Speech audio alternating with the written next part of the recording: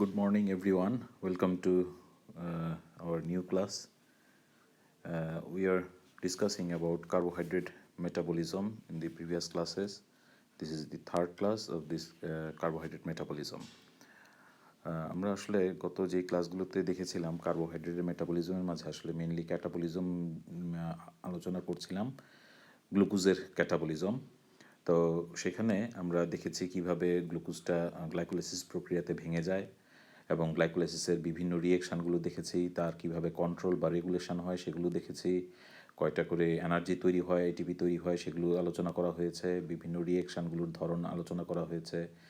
তো সেই বিষয়গুলো ছিল। আমরা লাস্ট ক্লাসে কিছু আলোচনা করতে পারি নাই, যদিও আমি এটা আরেকবার তোমাদের ভিডিও ক্লাসটাতে ছিল, তারপরে যেহেতু ক্লাসটাতে নিতে পারি নাই আমি এখানে একটু এটা আবার একটু রিপিট করছি। সেটা একটু দেখে নিই। প্রথমেই ছিল এটা কাপল রিয়েকশান, এটা আমাদের গ্লাইকোলাইসিসের একটা রিয়েকশান ছিল। কাপল রিয়েকশান আসলে নামটা একটু শুনতে একটু অদ্ভুত শোনায়। এখানে আসলে কাপল বলতে যেটা বোঝানো হয় যে এই রিয়েকশানগুলো জোড়ায় জোড়ায় চলে, এবং এইখানে যেহেতু এটা জোড়ায় জোড়ায় চলে, একটা রিয়েকশান যদি কোনোভাবে বাধাগ্রস্ত হয় বা না চলে তাহলে অন্য রিয়েকশানটাও বন্ধ হয়ে যাবে। তো আমরা এটার ডেফিনেশনটা একটু দেখি। ডেফিনেশন হিসেবে বলা হচ্ছে substrate of one reaction is the product of other reaction and vice versa. অর্থাৎ একটা রিয়েকশনের সাবস্ট্রেট অন্য রিয়েকশনের প্রোডাক্ট হবে, অথবা তার উল্টোটা আমরা বলতে পারি। তো এখানে একটা এক্সাম্পল দেওয়া হচ্ছে যেটা আমাদের গ্লাইকোলাইসিসে হয়ে থাকে।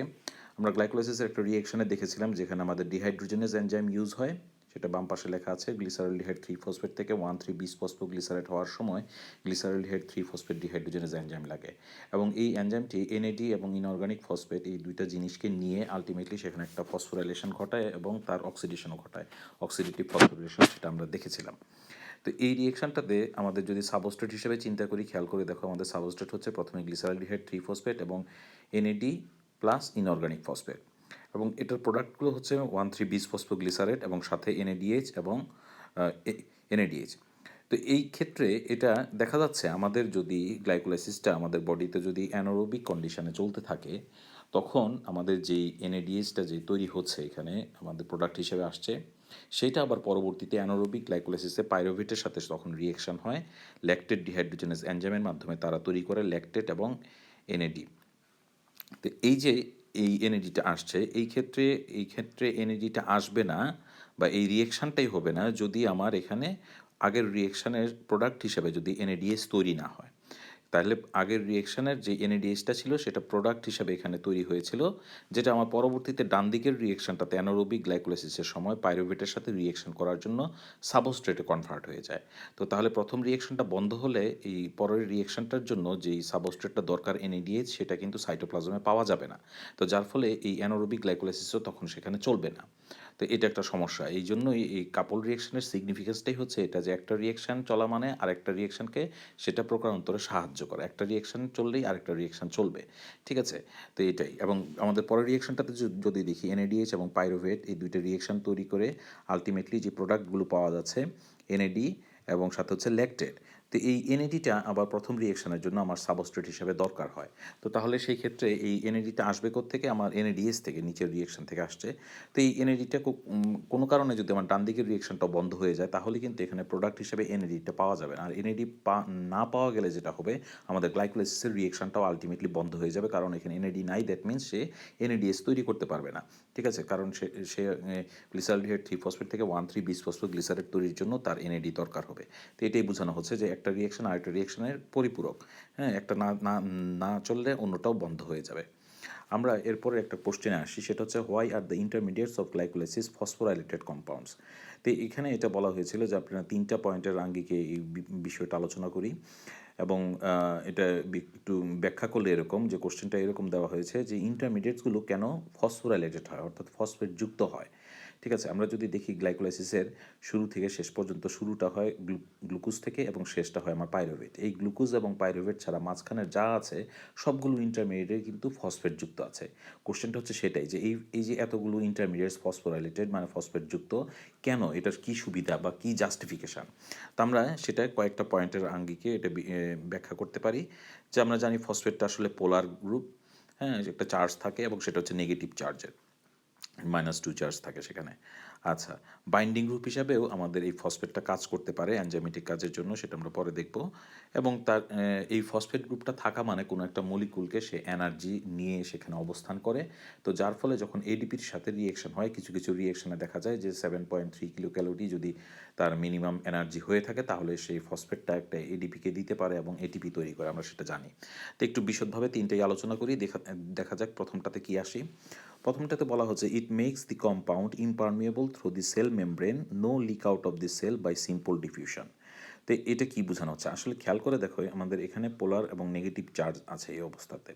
তো এটা থাকার জন্য যেটা হয়, তারা মেমব্রেন থেকে লিক আউটটাকে প্রিভেন্ট করে। তো এইটা যখন গ্লাইকোলাইসিসটা যখন আমাদের সেলের সাইটোপ্লাজমের ভিতরে মানে হতে থাকে, তখন কিন্তু এই যে আমাদের গ্লাইকোলাইসিসের মাঝখানে যে ইন্টারমিডিয়েটসগুলো তৈরি হচ্ছে, সেটার কনসেন্ট্রেশন কিন্তু সেলের ভিতরে বেশি। ঠিক আছে, সেলের বাইরে কিন্তু এই এই জিনিসগুলোর উপস্থিতিটা কম, তাহলে সেলের বাইরে তাদের কনসেন্ট্রেশন কম।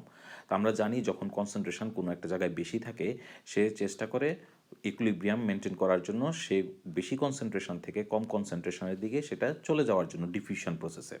তো এই ক্ষেত্রে যেহেতু সেলের ভিতরে আমাদের ইন্টারমিডিয়েটসগুলোর সংখ্যা বেশি, সেটা একটা প্রবণতা থাকবে তার সেলের বাইরে চলে চলে যাওয়ার জন্য। কিন্তু এই ক্ষেত্রে এটা মানে যেতে পারে না, অর্থাৎ এই লিক আউটটা হতে দেয় না। কে দেয় না? এই ফসফেটটা। অর্থাৎ আমাদের সাপোজ মনে করো আমাদের যখন গ্লুকোজ থেকে গ্লুকোজ 6 ফসফেট তৈরি হলো, তখন গ্লুকোজ 6 ফসফেটের পরিমাণ কোথায় বেশি? সেলের ভিতরে বেশি, বাইরের তুলনায়। তাহলে একটা টেন্ডেন্সি থাকবে গ্লুকোজ 6 ফসফেটটা সেলের বাইরে চলে যাবে। তো সেলের বাইরে যখন যেতে থাকবে, তখন দেখা যাবে ফসফেটটা পোলার এবং নেগেটিভ চার্জ হওয়ার জন্য সেটা কি করে সেল মেমব্রেনে আটকে যায়। সেটা কিন্তু ইমপারমিয়েবল।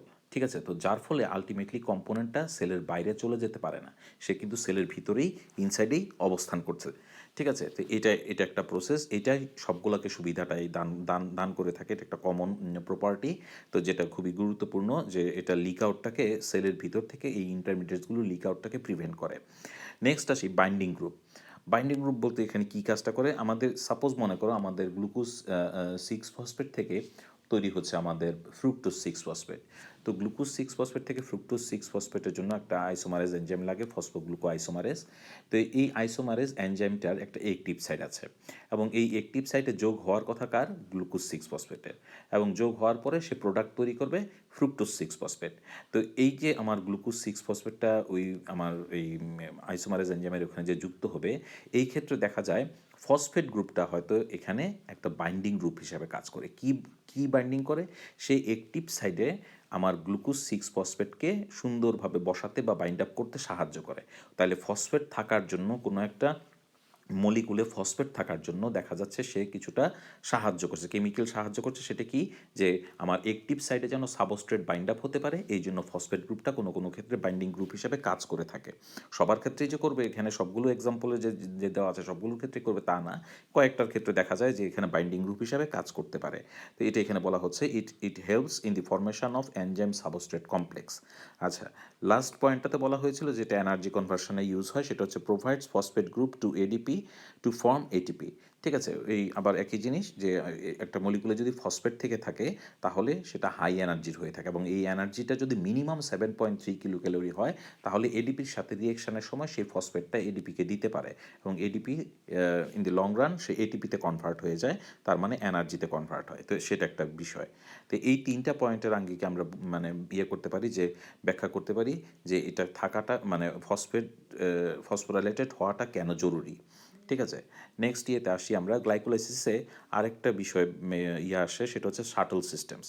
তো শাটল সিস্টেমসটা কেন দরকার এবং কী জিনিস, সেটা নিয়ে আমরা ইয়ে করবো, এবং কয়টা প্রকার আছে সেটা নিয়েও দেখব।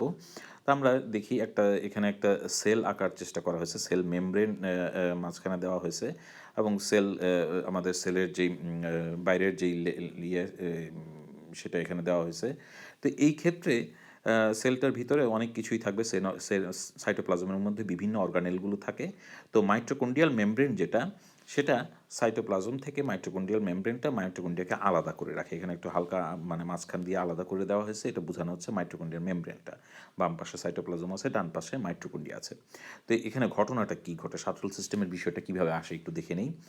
তো আমাদের যখন সাইটোপ্লাজমে যখন গ্লাইকোলাইসিস হয় তখন আমরা জানি সেখানে রিডিউসিং ইকুইভ্যালেন্ট তৈরি হয় এনএডিএইচ, এবং আমরা জানি এই রিডিউসিং ইকুইভ্যালেন্টটাকে ইলেকট্রন ট্রান্সপোর্ট চেনে যেতে হয়, সেখানে সে আরও ফার্দার অক্সিডাইজ হবে এবং আলটিমেটলি 3টা করে এটিপি তৈরি করে, সেটা আমরা ইলেকট্রন ট্রান্সপোর্ট চেন আলোচনা করার সময় বলেছি। তো এই ক্ষেত্রে একটা সমস্যাটা কি হচ্ছে, মাইটোকন্ড্রিয়াল মেমব্রেনটা এনএডিএইচ এর প্রতি ইমপারমিয়েবল। ঠিক আছে, তাহলে এই এনএডিএসটা মাইটোকন্ড্রিয়ার ভিতর দিয়ে ঢুকতে পারবে না, কারণ মেমব্রেনটা তাকে বাধা দিচ্ছে।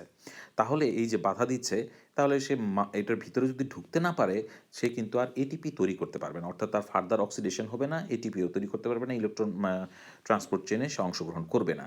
তাহলে আমার এনার্জি লেভেল কিন্তু কমে যাবে। ঠিক আছে, কাজে এনার্জিটা ঠিক মতো পাওয়ার জন্য এই ক্ষেত্রে অবশ্যই তাকে এনএডিএসটাকে ফার্দার অক্সিডেশন করার জন্য, ইলেকট্রন ট্রান্সপোর্টের চেনে ঢোকার জন্য মাইটোকন্ড্রিয়াতে আসতে হবে। তো মাইটোকন্ড্রিয়াতে আসার জন্য এই ক্ষেত্রে শাটল সিস্টেমটা প্রয়োজন। এই শাটল সিস্টেমটা ছোট ছোট রিয়েকশন, এগুলো দেখা যায় যে আমার ইয়েতে থাকে, এই মাইটোকন্ড্রিয়াল মেমব্রেনের মাঝেই থাকে কিছু কিছু কেমিক্যাল কম্পাউন্ড, তারা এই কাজগুলো করে থাকে, ট্রান্সপোর্ট সিস্টেম হিসেবে তারা কাজ করে। দেখা যায় আমাদের এই যে রিডিউসিং ইকুইভ্যালেন্টের যে এনার্জিটা আছে, আসলে সেটাই মেনলি মূল মূল বিষয়, যেটা রিডিউসিং ক্ষমতাটাকে সেটাকেই সে ট্রান্সফার করে থাকে এখানে। তো এটা কোথায় অবস্থান করে, শাটল সিস্টেমটা অবস্থান করে মাইটোকন্ড্রিয়াল মেমব্রেনের মাঝে। তাহলে যখন আমার রিডিউসিং ইকুইভ্যালেন্ট দেখবে যে সে ঢুকতে পারছে না, তখন সে মেমব্রেনের মাঝে শাটল সিস্টেম খুঁজবে। যখন সে একটা শাটল সিস্টেম পেয়ে যাবে, তার কাছাকাছি সে বরাবর মানে লেভেলে আসবে, তখনই সে দেখা যাবে যে এই শাটল সিস্টেমটা ব্যবহার করে সাইটোপ্লাজম থেকে সে সরাসরি মাইটোকন্ড্রিয়াতে ঢুকে পড়ছে। তো তাহলে শাটল সিস্টেমের সিগনিফিকেন্স কী? শাটল সিস্টেম যদি থাকে, তাহলে আমার সাইটোপ্লাজমে তৈরি হওয়া রিডিউসিং ইকুইভ্যালেন্ট ফার্দার অক্সিডেশনের মাধ্যমে এনার্জি দেওয়ার জন্য মাইটোকন্ড্রিয়াতে আসতে পারবে। ঠিক আছে, এবং ইলেকট্রন ট্রান্সপোর্ট চেনে সাকসেসফুলি অংশগ্রহণ করবে, সেটাই হচ্ছে শাটল সিস্টেমের সিগনিফিকেন্স। এখন দেখি শাটল সিস্টেম দুইটা আছে, এর মধ্যে প্রথম একটা দেখি, glycerol phosphate and dihydroxy acetone phosphate shuttle.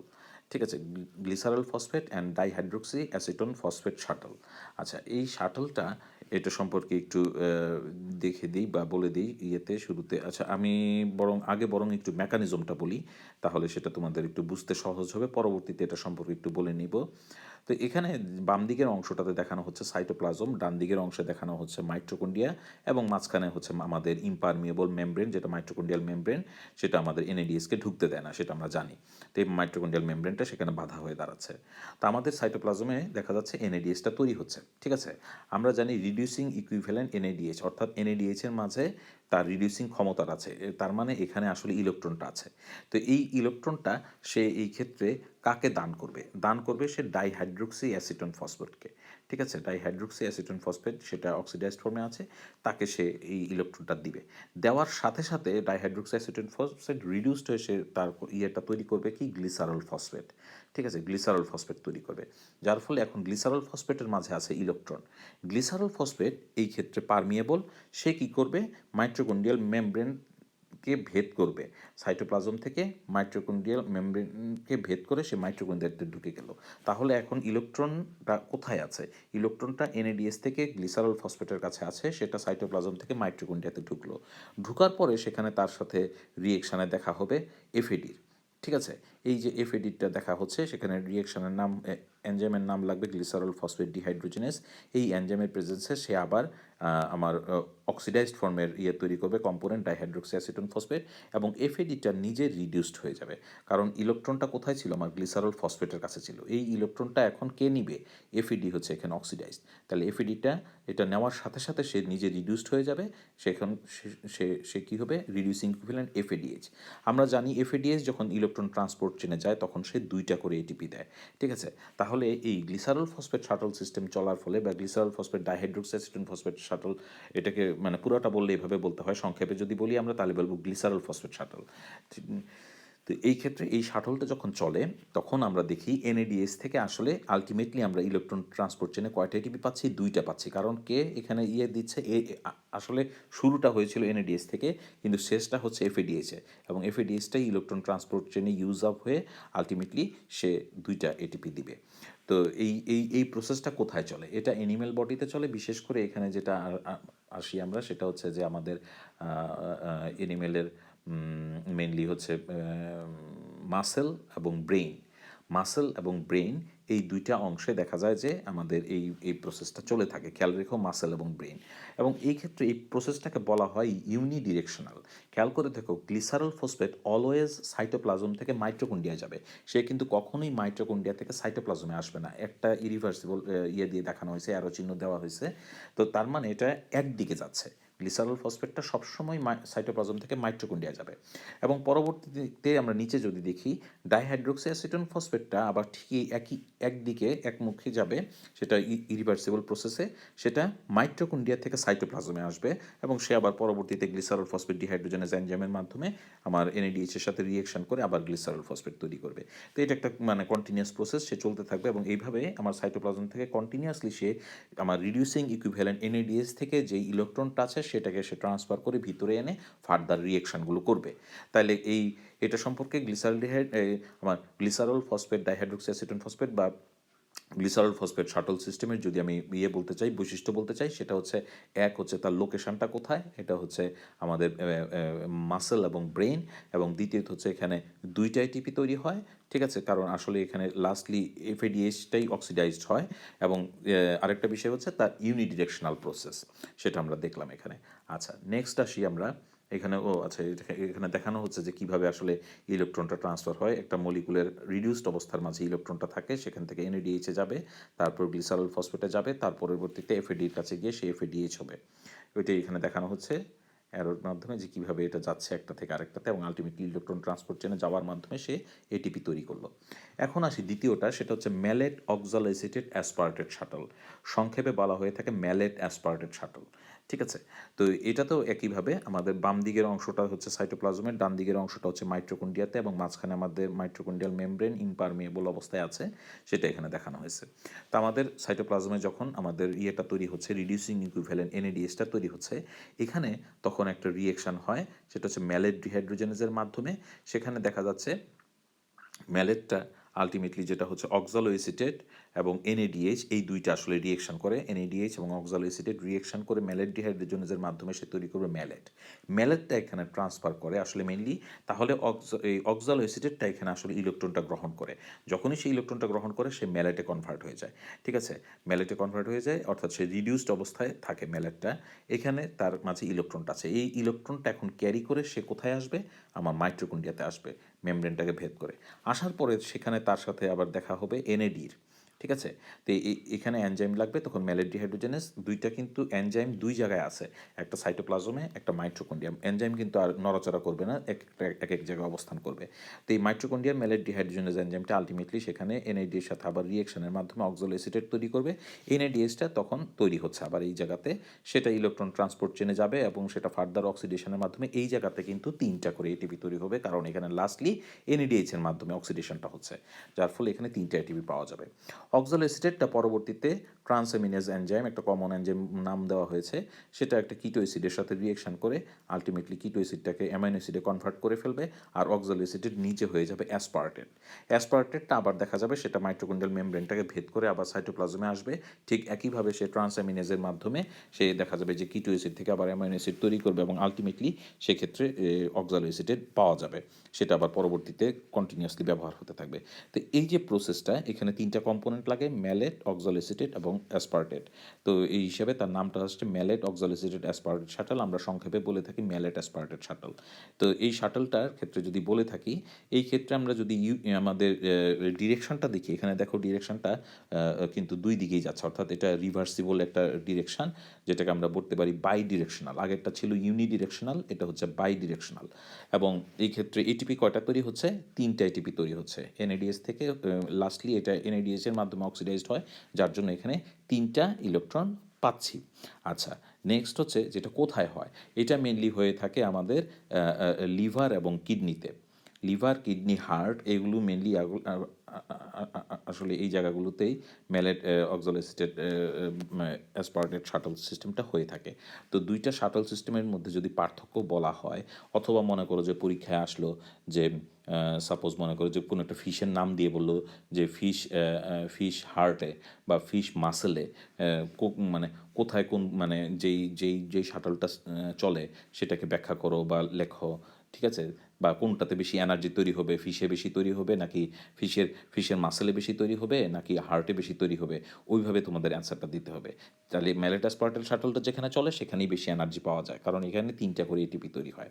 তো এই যে বিষয়টা আছে, এই অনুসারে একটা কোশ্চেন অনেক সময় আসে, কোশ্চেনটা তোমরা লিখে রাখতে পারো। সেটা হচ্ছে যে NADH can produce 0, 2 or 3 ATPs in different circumstances।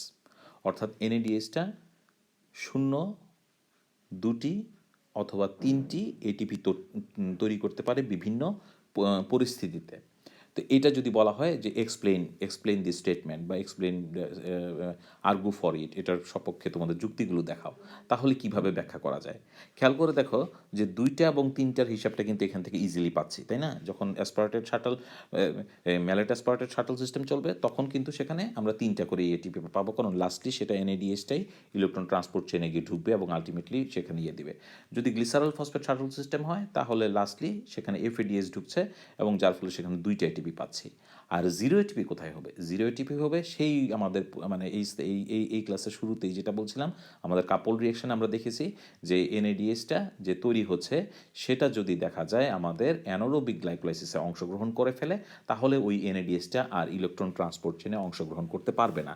ঠিক আছে, কারণ সে তখন পাইরুভেটের সাথে রিয়েকশন করে আলটিমেটলি ল্যাকটেট তৈরি করে ফেলবে, অর্থাৎ NADH-টা ওখানেই খরচ হয়ে যাবে। এই জায়গাতে NADH-টা কোনো রকম এটিপি তৈরি করতে পারে না। ঠিক আছে, কারণ NADH-টা ইউজড আপ হয়ে যায়। ঠিক আছে, তো এই জন্য এটা বলা হচ্ছে সেই এই কন্ডিশনে সে 0 এটিপি দিবে। ঠিক আছে, এই ধরনের একটা ব্যাখ্যা তোমরা দাঁড় করাতে পারো, অনেক সময় পরীক্ষায় এই জিনিসগুলো এসে থাকে।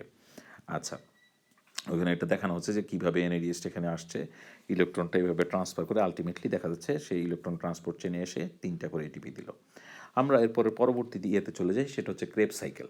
ক্রেবস সাইকেল এটা অলরেডি তোমরা জানো, ক্রেবস হেনসলেট হচ্ছে তার সায়েন্টিস্টের নাম এবং বেশ বিখ্যাত বিজ্ঞানী, উনি এই কারণে নোবেল প্রাইজ পান এই সাইকেলটা মানে দেখানোর মাধ্যমে। আমরা বলেছিলাম সাইকেল এবং পাথওয়ে দুইটা কিন্তু আলাদা জিনিস, দুইটাই ধারাবাহিক রিয়েকশান।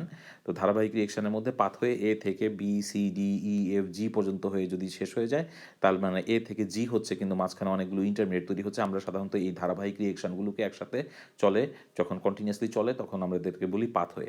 আর সাইকেলটা হবে যে A থেকে G পর্যন্ত যে তৈরি হলো, এই জিটা যদি আবার কন্টিনিউয়াসলি এতে মানে পরবর্তীতে এতে আবার কনভার্ট হয়ে যায়, তখন এটা একটা সাইকেল আকারে চলতে থাকে।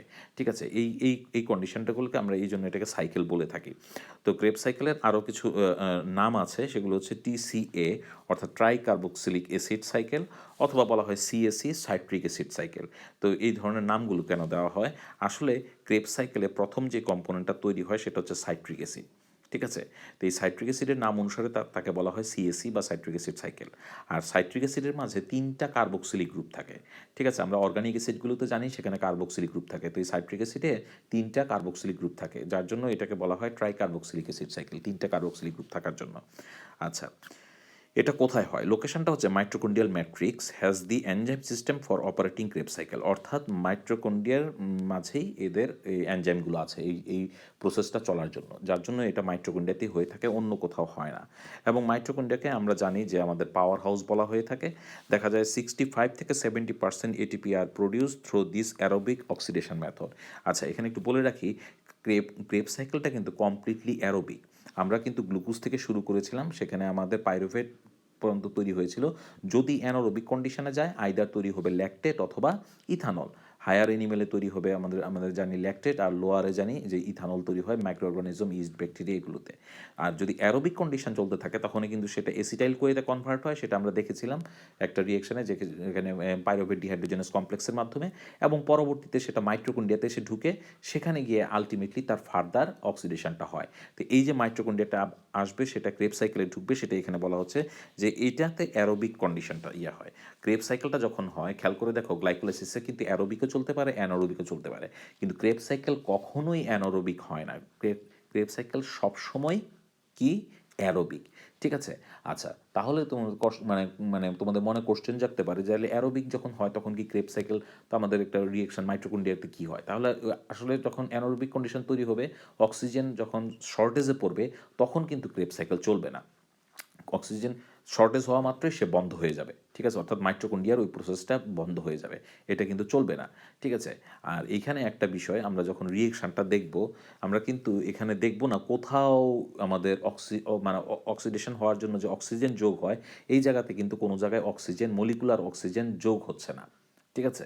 তো তাহলে এইরকম একটা কোশ্চেন অনেক সময় আসে, দো TCA cycle does not involve molecular oxygen for its oxidation, it is strictly aerobic, ঠিক আছে।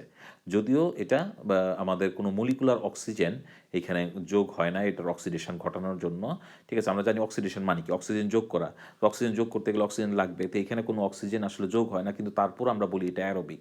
কারণটা কি, আসলে এটা অক্সিজেন যোগের মাধ্যমে যে ইয়েটা হচ্ছে, ডেফিনিশন যেটা আগে দেওয়া হতো সেটা কিন্তু এখন চেঞ্জ হয়ে গেছে, এখন কিন্তু আমরা ইলেকট্রনিক মতবাদে বলি। তো ইলেকট্রন ট্রান্সফারের মাধ্যমে এখানে অক্সিডেশনটা হয়, ঠিক আছে।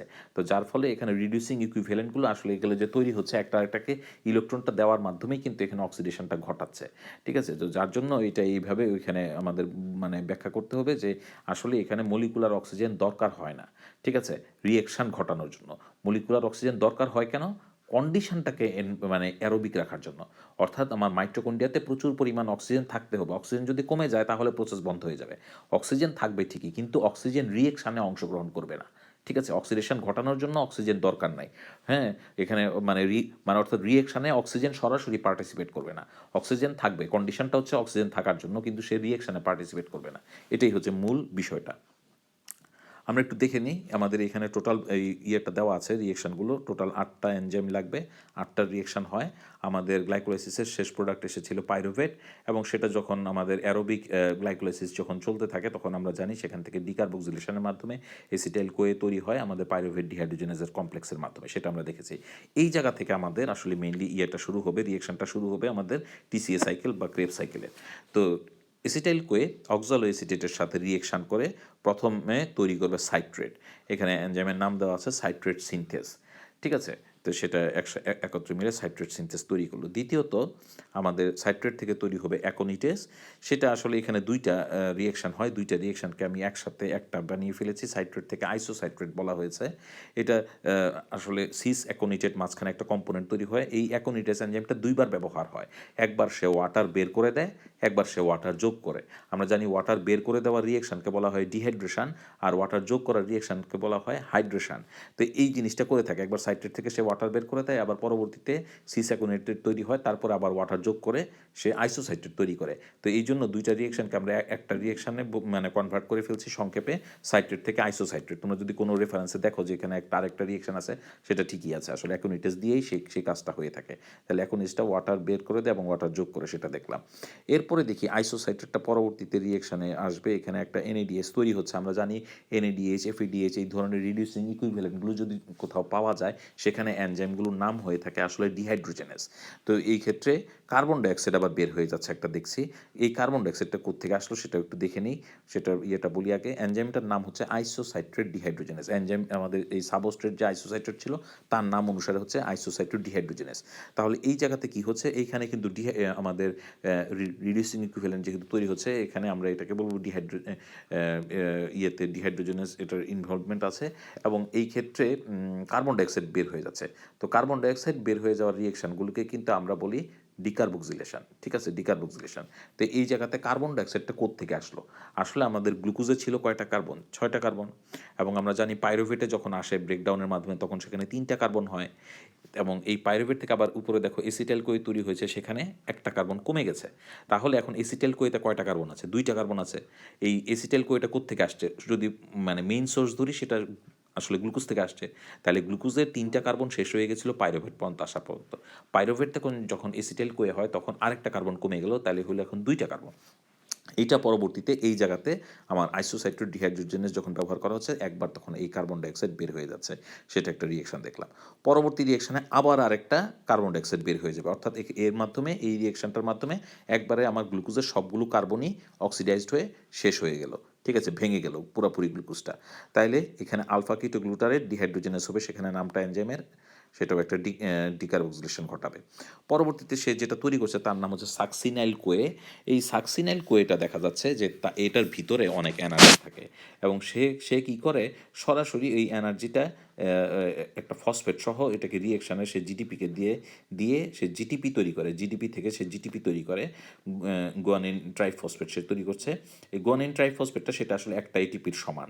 তো এই ক্ষেত্রে যে এনজাইমটা লাগবে তার নাম হচ্ছে সাকসিনিক থায়োকাইনেজ, অথবা আরেকটা এনজাইম আছে তার নাম হচ্ছে সাকসিনেল কোয়ে সিনথেটেস। এই দুইটা এনজাইম একই কাজ করে থাকে।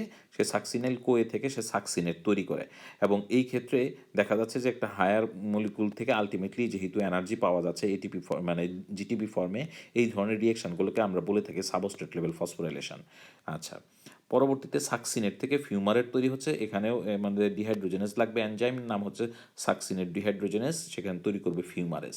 ফিউমারেসটা পরবর্তীতে সে এখানে ম্যালেট তৈরি করবে। রিয়েকশন দেখা যাবে সেখান থেকে সে সম্ভবত এটা ওয়াটার বোধহয় যোগ করা হয়, আমরা পরে দেখবো সেটা কি কি ইয়েতে আছে।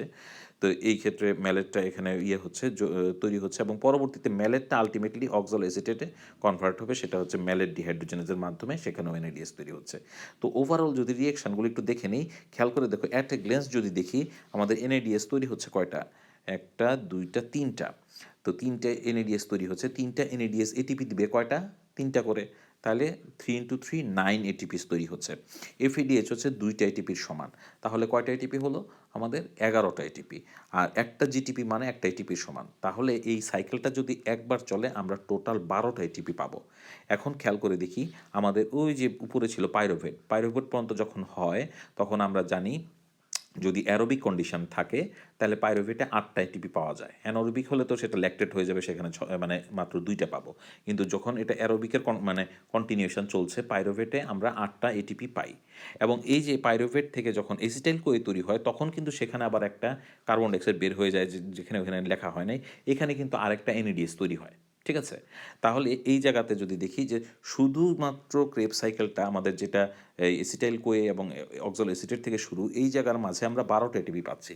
আর এসিটাইল কোয়েটা যখন তৈরি হয় সেখানে আরেকটা এনএডিএইচ আসে, তাহলে এইখানে আমরা 15টা এটিপি পাচ্ছি। ঠিক আছে, তাহলে এই যে 15টা এটিপি হচ্ছে আমাদের একবার মাত্র একটা মাত্র পাইরোভেট থেকে।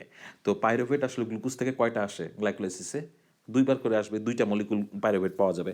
তাইলে একটা মলিকুল থেকে যদি 15টা আমাদের এটিপি পাওয়া যায়, তাহলে 2 মলিকুল পাইরোভেট থেকে আমি এটিপি পাবো 30টা। ঠিক আছে, এই 30টা আর পাইরোভেট হতে গেলে আমার লাগে 8টা, টোটাল 38টা এটিপি পাওয়া যায় আমার 1 মলিকুল গ্লুকোজকে ভাঙলে। তো সেটা একটা ইয়ে।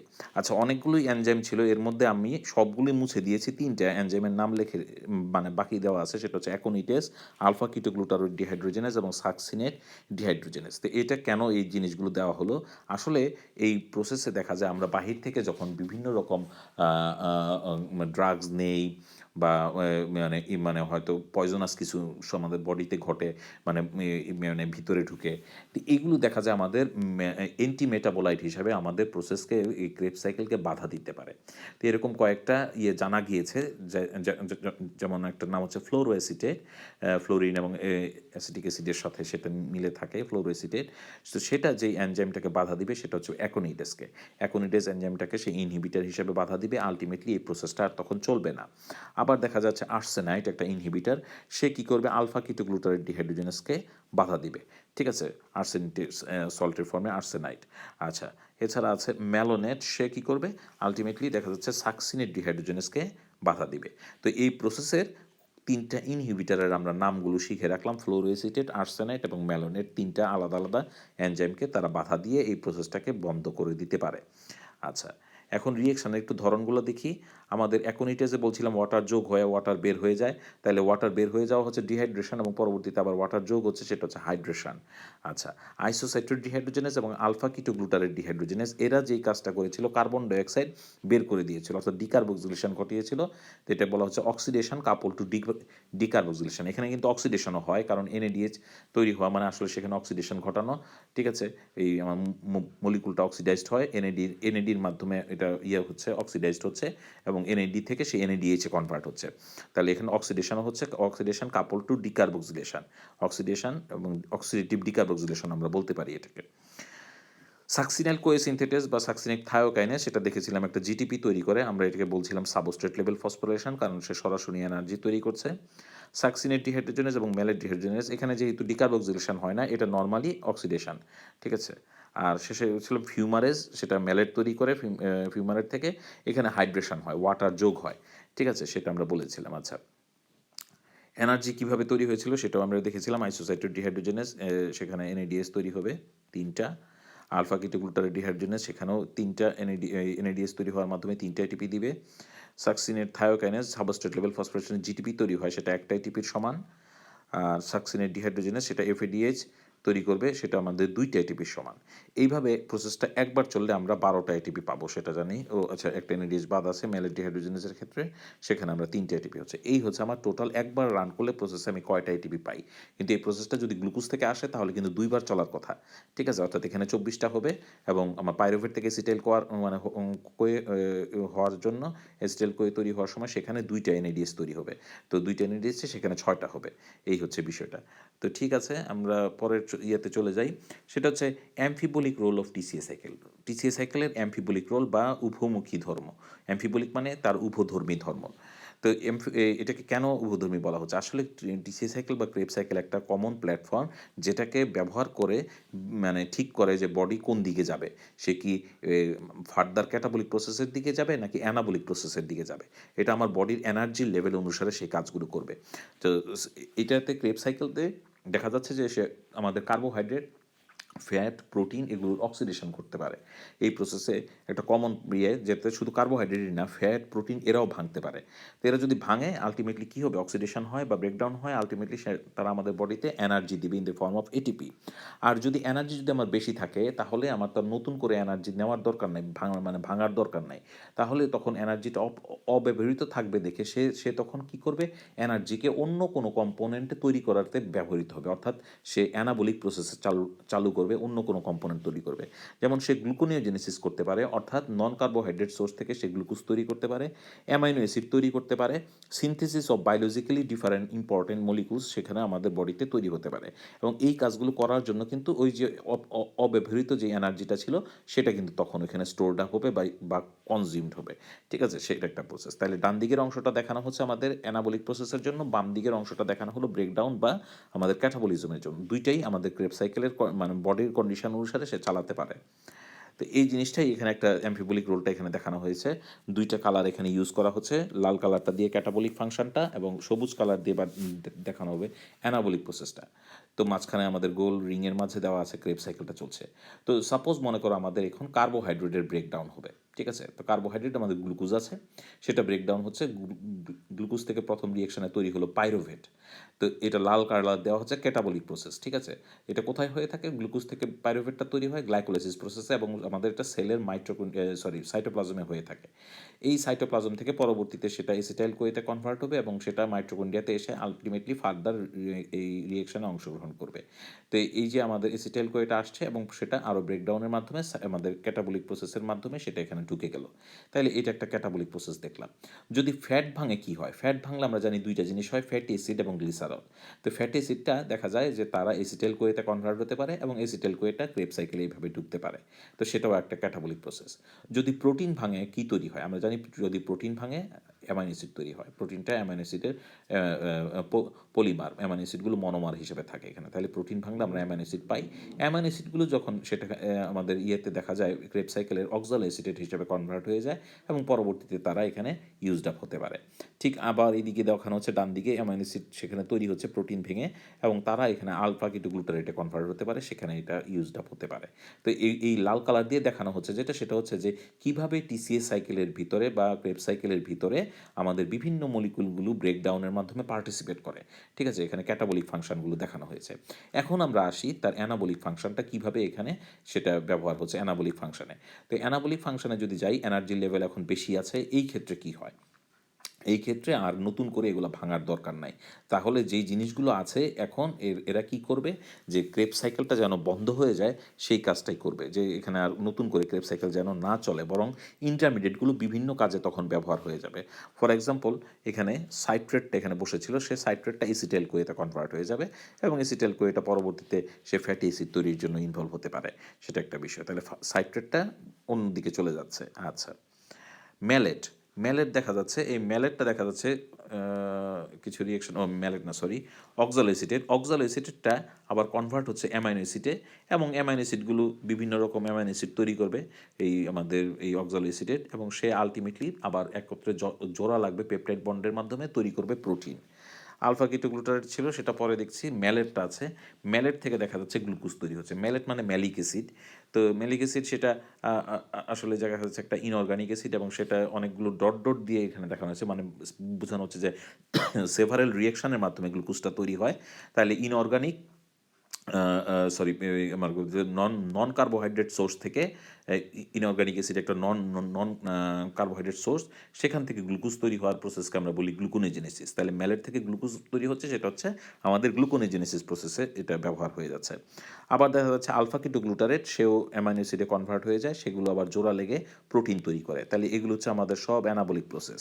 ঠিক আছে, সাকসিনেল কোয়ে অনেকগুলো রিয়েকশনের মাধ্যমে হিম তৈরি করে, হিমোগ্লোবিনের হিম অংশটা, হ্যাঁ, সেখানে আয়রন কন্টেনিং একটা পরফাইরিন রিং তৈরি করে, সেই জিনিসটা কোত্থেকে আসে, সাকসিনেল কোয়ে থেকে আসে। তো তাহলে ইম্পর্ট্যান্ট কিছু জিনিসও বডিতে তৈরি করছে। তো এই যে আমাদের সবুজ কালারের অংশগুলো, সেটা চলার বা এই অ্যানাবলিক প্রসেসগুলো চলার মেইন জিনিস কি, সেটা হচ্ছে যে আমার বডিতে এনার্জি বেশি আছে, যখন বেশি থাকবে তখন আর নতুন করে এনার্জি পাওয়ার দরকার নাই।